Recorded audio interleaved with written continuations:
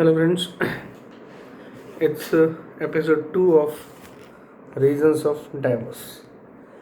Episode 1 में मैंने कुछ बातें बताई थी. That was regarding as.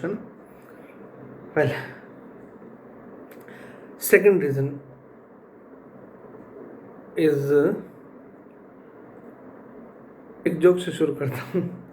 एक कॉमेडियन है मिस्टर अमित टंडन, अच्छी कॉमेडी करते हैं, सब कुछ अच्छा करते हैं. दैट मुझे नहीं पता, बट एक उनका छोटा सा एक जोक मुझे याद आता है कि कहता है, वो कॉमेडियन कहते हैं कि जब हम छोटे थे तो मतलब 2-3-4 साल के, तो हमें मम्मी ये कह के कि ये खा ले नहीं तो डॉगी आ जाएगा, ये खा ले, ये ब्रेड खा ले, ये केला खा ले, ये फ्रूट खा ले, डॉगी आ जाएगा, डॉगी आ जाएगा. तो कहते जब हम 6-7-8 साल के हुए, 8-9 साल के, तो हम गली में निकले तो देखा डॉगी, तो उसको उठा के जैसे तैसे एक पत्थर मारा. वो बेचारा भाग गया, चिल्लाया. तो अब रोज़ का काम हो गया उसको पत्थर मारना. क्यों? कि साले तेरे चक्कर में मैंने टिंडे को भी पता नहीं क्या क्या खा लिया. तेरे नाम से मेरी माँ ने मेरे को डरा के क्या क्या खिला दिया. तेरे चक्कर में साला, तेरे चक्कर में तो रोज़ मार.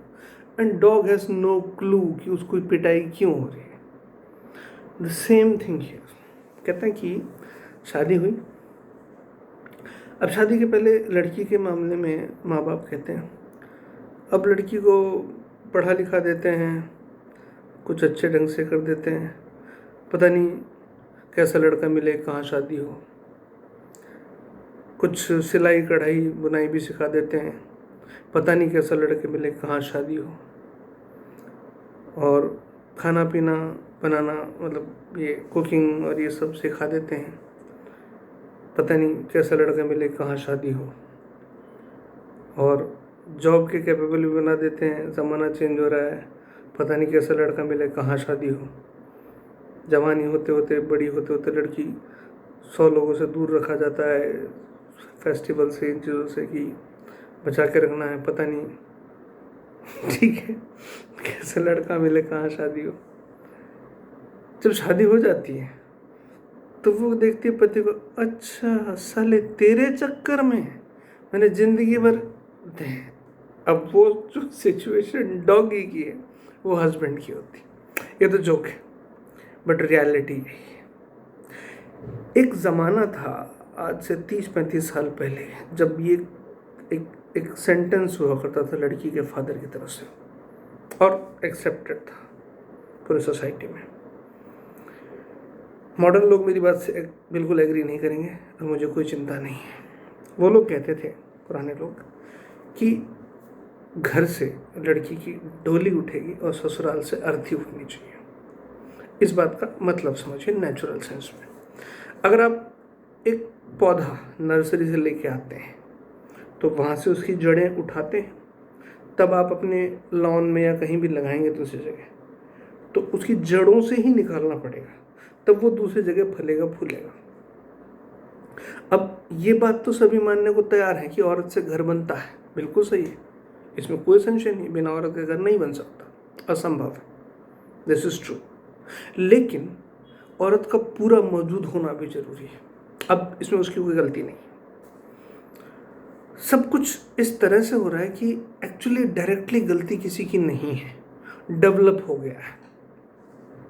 माँ बाप का अपनी बेटी से अफेक्शन है, उसको लेके बहुत सारे पॉजिटिवनेस है, उसको लेके बहुत सारे डिफरेंट थॉट्स हैं. मॉडर्निज्म के नाम पर ये है कि उनको एक अजीब सा, मैं पिछले 20-25 साल से ऑब्ज़र्व करता हूँ कि एक लड़की के पेरेंट्स को पता नहीं क्या एक डर सताता है कि अगर इसकी शादी हो गई कम्प्लीटली और ये अपने पति की, अपने ससुराल की हो गई, तो हमें ये भूल जाएगी.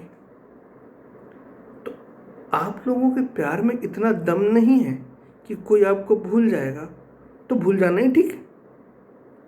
और उसके चक्कर में आप इतने सारे एक लड़की के दिमाग में इतना कुछ कचरा डालते हो कि बेटा हम तो एक लड़की को कैसे बड़ा करते हैं, कैसे पालते हैं, कैसे पोसते हैं, एक लड़की को हम किस तरह से केयर करते हैं। लड़की वहाँ पर ये सोचती है कि मेरे माँ बाप मेरे लिए कितनी तकलीफ उठा रहे हैं। अब जज कीजिए खुद से, मतलब मैं सोचूं कि मैं कल को अपनी बेटी के लिए ये कहूँ तो मैं शर्म से डूब मरूंगा उस दिन। आई डोंट थिंक, मतलब मेरे बच्चे हैं, अगर मैं उनके लिए कुछ कर रहा हूँ तो मेरा एहसान नहीं है, ना मेरी ड्यूटी है।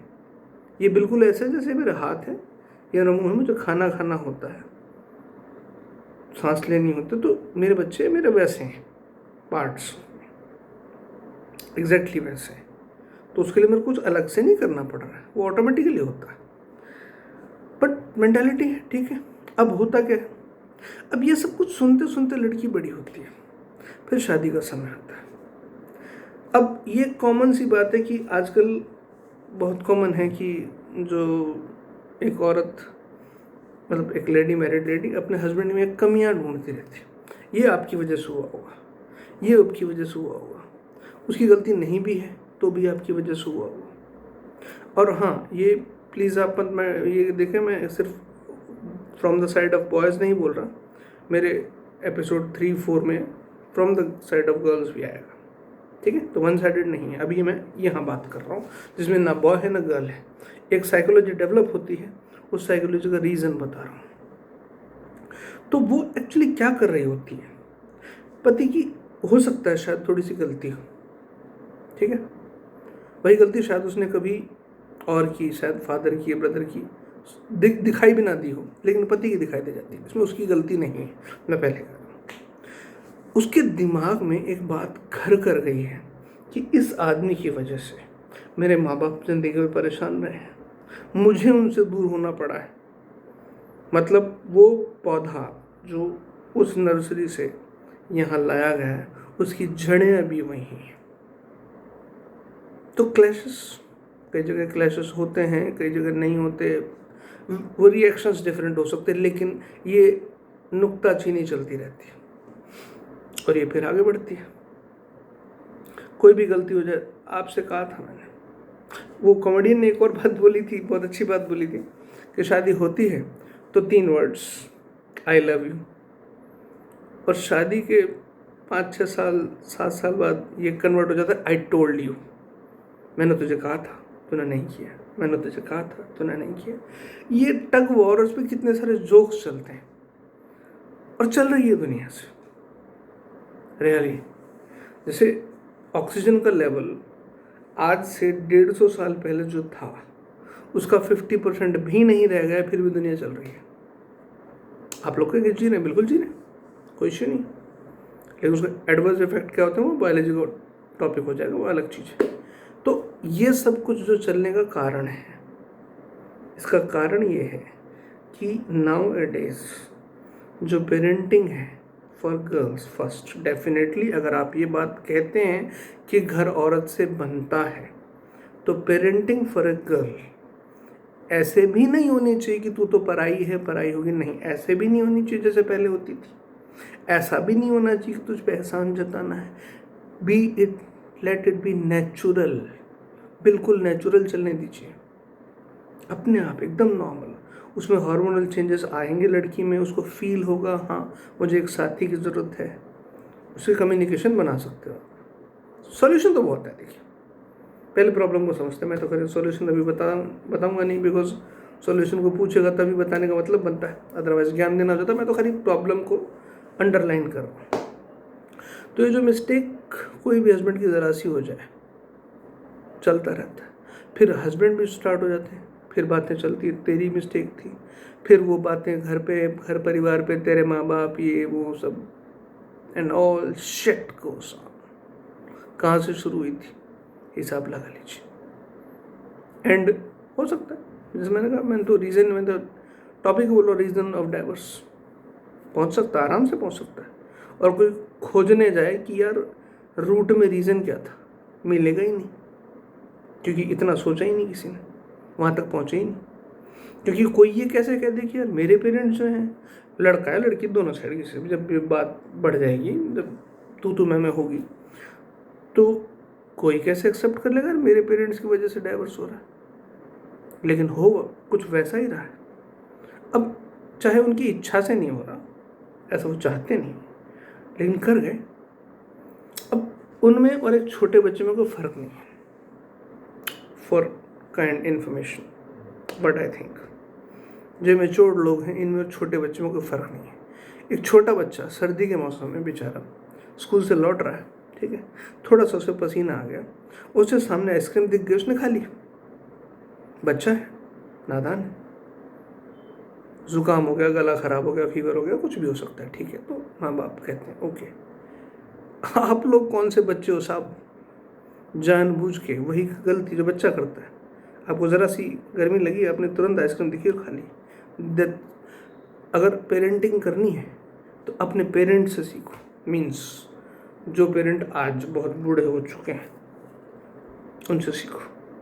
आप लोग यूट्यूब पे देखते हो ये गधे जिनको पेरेंटिंग का कुछ आता ना पता है, ये सिखा रहे हैं पेरेंटिंग यूट्यूब पे या पता नहीं कौन कौन से चैनल्स पे। ये स्कूलों में कॉन्वेंट स्कूलों में ये लिपस्टिक लगा के, इतनी सारी बिंदियाँ लगा के और कोट वोट पहन के ऐसे जेंटलमैन बन के जो लोग बैठे हैं, जिनके इतने इतने से बच्चे जो उनसे खुद से नहीं संभलते, वो पेरेंटिंग सिखाते हैं पेरेंट्स को। ये सूट बूट टाई पहने लोग, ये माथे पे ये 50 तरह के पता नहीं कैसे सुपर्णखा जैसे मेकअप लगा के बैठी औरतें, और ये जो हाई फाई टाई परफ्यूम लगाए हुए लोग, व्हाट द नॉनसेंस। क्या बता सकते हैं आप पेरेंटिंग सिखा रहे हैं। सीखनी है अगर पेरेंटिंग तो सच में अपने बुज़ुर्गों के पास चाहिए, जिनको शायद आप इतना पीछे छोड़ाए हैं कि आप उनकी कोई सलाह लेना भी ज़रूरी नहीं समझते। वटेवर मैंने reason second, this is episode 2, reason very clear. Psychology होती है लड़की की कि मैंने ज़िंदगी भर शादी से पहले, मतलब 24, 25, 26, 27 जो भी साल की उम्र तक जो कुछ झेला वो इस आदमी की वजह से झेला। वो बदले की भावना होती है, फील ऑफ रिवेंज होता है। अब वो साफ साफ बदला तो ले नहीं सकती, तो चुन चुन के लेती है, धीरे धीरे धीरे धीरे धीरे धीरे, एंड दिस गोज ऑन। प्यार मोहब्बत की तो बात करने का कोई मतलब नहीं है। Thank you. एपिसोड 3 ऑफकोर्स, जैसे मैंने कहा कि अभी मैं इसको वन साइडेड नहीं रखूँगा। I will open up all the reasons, all reasons. ये सेकंड था। Third next I will come.